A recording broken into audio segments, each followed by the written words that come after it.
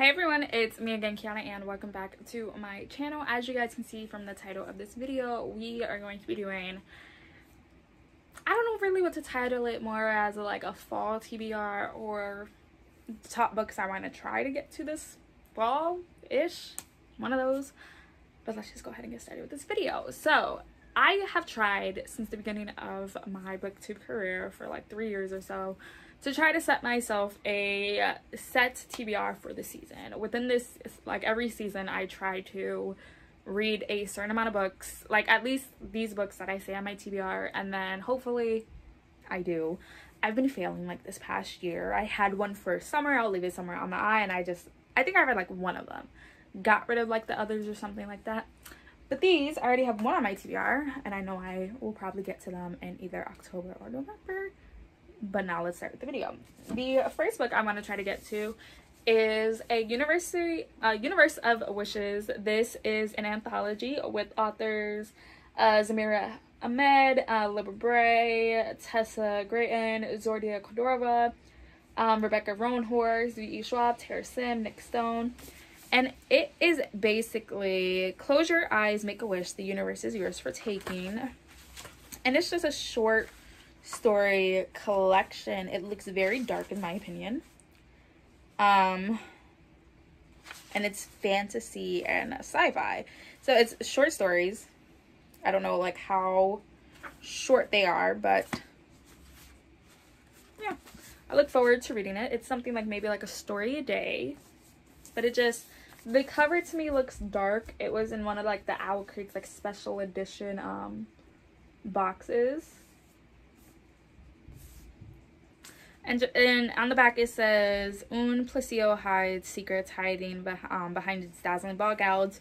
Two unlikely pen pals reach for hope for one another. Villains, real and imagined, are called to battle. Discover the diverse world of 15 award-winning and best-selling authors in the breathtaking anthology from We Need Diverse Books. Anything is possible. So yeah, looking forward to this. The next book I want to read, I literally got a year ago in my September Owl Crate box of 2020, and that is Horde by Katrina Leno. Let's just talk for a moment how gorgeous this cover is. I believe on the back it's like a special edition as well. Yep, so on the back, the cover is like this. I will try to link my September 2020 Owl Crate unboxing down the eye. But we follow a girl named Jane North Robinson, and after her father's death, her and her mom move from California back to an old home in Maine where her mother grew up. All they want is a fresh start, but behind North Manor's door lurks a history that leaves them feeling more alone and more tortured. As the cold New England autumn arrives and Jane settles into her new home, she finds solace in old books and memories of her dad. She steadily begins making friends, but Jane also faces bullying from the resident bad seed and struggles to tamp down her own worst nature in response. Room seems to be spiraling with the return to her childhood home, but she won't reveal why. Then Jane discovers that the storage room Ruth has kept locked isn't storage at all. It's a little girl's bedroom, left untouched for years, and not as quite empty as the inhabitants want it to appear. So again, another spooky book. I want to try to get into spooky books with the season instead of like, you know, my witchy ones. There's some witchy books in this. But yeah, I'm looking forward to reading this as well. Speaking of witchy books, I bought this book like in the summer of last year or in 2019. And now it's just time to get to this, I think. And that is These Witches Don't Burn by Isabella Sterling. And we follow a girl named Hannah, who she's a witch, but not the kind everyone thinks she is. She's the real deal. She's an elemental with the power to control fire, earth, water, and air. But she lives in Salem, Massachusetts. Her magic is a secret she has to keep to herself. If she's caught using in front of a reg, a non-witch, she could lose it for good. So Hannah spends most of her time avoiding her ex-girlfriend and another fellow witch, Veronica, hanging out with her best friend and working at the fly-by-night cauldron selling candles and crystals to tourist goths and local witches. But dealing with her ex is the least of Hannah's concerns when evidence of dark magic begins to appear all over Salem. Hannah sure it's the work of the deadly, bloody witch, but her coven is less than convinced.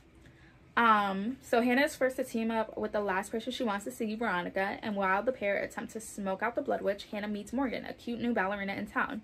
Trying to date amid a supernatural crisis is easier said than done, though especially when the attacks on Salem witches become deadlier by the day. Now with everything she loves on the line, Hannah must confront confront this murderous villain before her coven and any chance she has with the new girl is destroyed. I believe this is a series. This is book 1. Book 2 is out, so hopefully I can get to this and get to the next book. The next book I want to read is A Good Girl's Guide to Murder by Holly Jackson. Again, is a series. So it's a podcast, which I'm looking forward to. Pretty and popular high school senior Andy Bell was murdered by her boyfriend Sal, who then killed himself. It was all anyone could talk about. About 5 years later, Pip sees how tragedy still haunts her town. Now a senior herself, Pip decides to re-examine the closed case for Ryan Opagic, at first just to cast doubt on the original investigation, but soon she discovers a trail of dark secrets that might actually prove Sal's innocence, and the line between past and present begins to blur. Someone in Fairview doesn't want Pip digging around for answers, and now her own life might be in danger. So yeah, it's a sequel. It's a very floppy paperback. It's told I believe in like a podcast, either the next one is or this one. But again, a murder mystery doesn't sound so bad for like Halloween. And then the last book I have, which is on my TBR for September this month, is A Box in the Woods by Maureen Johnson. And this follows, again, Stephanie after she has solved the Ellingham case. And she has been called to one of the camps called Sunny Pines, formerly known as Camp Wonder Falls.